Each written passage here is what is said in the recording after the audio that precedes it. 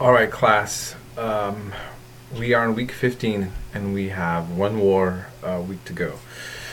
Um, there's sometimes some of the classes I have the liberty to be able to kind of slow down or recap something, but I still end us. This week we still cover a lot.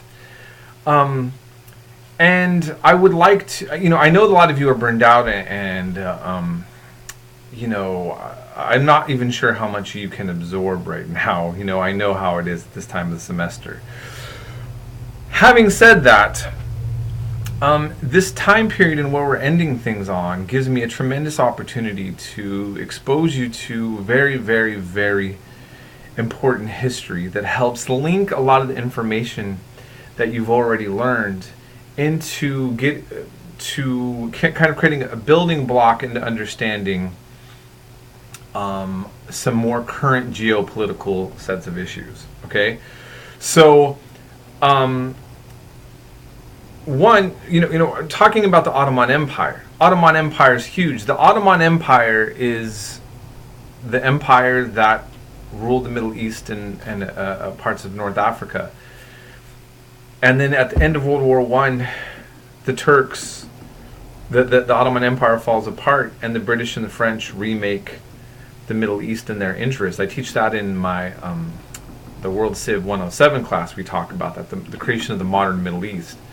But the Ottoman Empire was, kind of seen in many ways like the Soviet Union to the West. I mean, it was this other big power. And at the same time, in the 19th century, by the way, the French and the British sided with the Ottoman Empire against the Russians because they've always been maybe more anti-Russian than even anti-Islam or other Eastern powers. So that's the other thing. Western Europe has always kind of had Russia on the out, right? But anyway, aside from that, then we talk about the Safavids, the Iranians shift into being a Shiite superpower. And I don't think I mentioned this in these videos, but I read recently, and I've discussed with you about the Shiites being only about 10%. That's the information that I have. Around 10% of the entire Islamic world is Shiite. And the one nation that's actually been a powerhouse in the Islamic world for a while, in many ways, is Iran, which is a Shiite majority nation. So Shiites are a minority in the Islamic world, but you have a Shiite majority in a large nation that has a tradition of being an empire that goes back for thousands of years, ancient Persia. So that's of interest. And then we talk about the Mughals and Islam in India. And right now, there are many Hindu nationalists that are rabidly anti-Islamic. And they kind of look at history through, they do cherry picking, like all people who kind of do ultra-nationalism or want to just say that one group did everything bad. You cherry pick your history. So you're not necessarily having false information, but you're having a distorted sense of things. That's my take on that. And so everything that's ever bad happened to India is often linked to Muslims and Islam.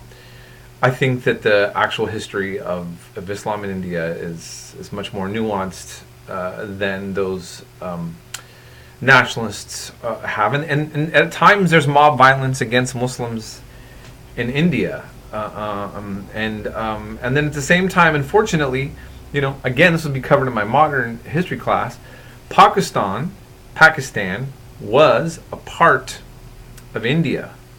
And then it got partitioned.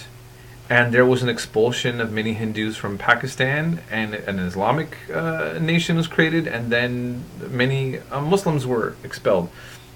So the after effects, the mess of what's happened in post-colonial India and the imagined history or the thought about the Mughal legacy, or the Islamic legacy in India is a point of contention now, even within India. Okay, just to clarify.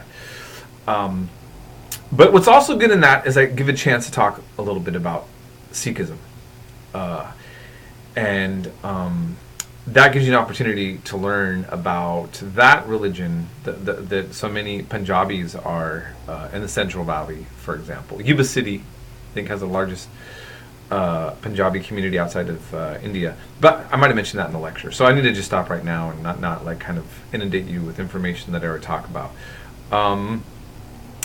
In any case, I hope you find this still interesting, despite the exhaustion of this time of the semester. And if you have questions, let me know. I know some of you have actually mentioned some things to me, and I haven't got a chance to get back to you, so I've been a little bit slower than usual. I will try to take some extra time this week to catch up on some of that, but I do want you to still send any questions you have, and I will try to respond as soon as possible.